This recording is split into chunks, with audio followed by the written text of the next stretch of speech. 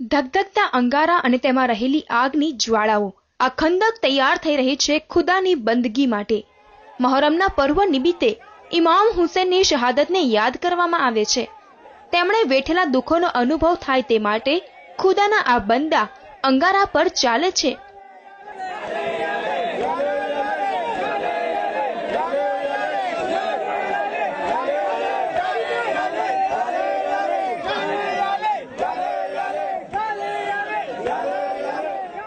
જુઓ, થઈ રહી છે આસ્થાની પરીક્ષા, એ પણ ખુલ્લા પગે.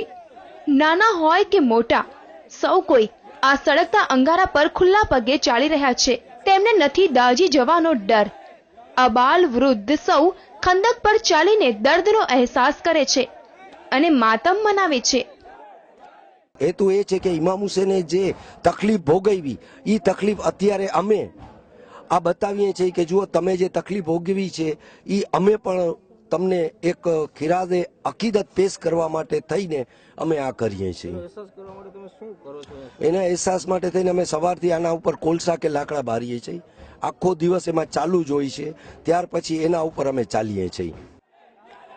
જામનગરના ખોજા કોમના લોકોએ પણ આ પરંપરા છેલ્લા 53 વર્ષથી જાળવી રાખી છે. અહીંના લોકો કોઈ પણ જાતના ભેદભાવ વગર આ પરંપરાને નિભાવે છે. ખંદક પર ચાલનારાઓનો દાવો છે કે વર્ષોથી ચાલી આવતી આ પરંપરામાં હજુ સુધી કોઈ દાઝ્યું નથી.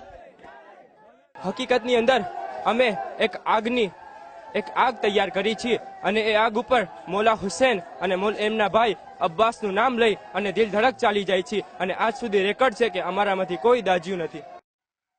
મનમાં દ્રઢ આસ્થા હોય તો ધગધગતા અંગારા પણ ફૂલ જેવા લાગે છે. તેનું ઉત્કૃષ્ટ ઉદાહરણ છે ખંદક પર ચાલનારા આ લોકો કે જે ઇમામ હુસેને અનુભવેલા દુઃખોને અનુભવવાનો પ્રયત્ન કરે છે.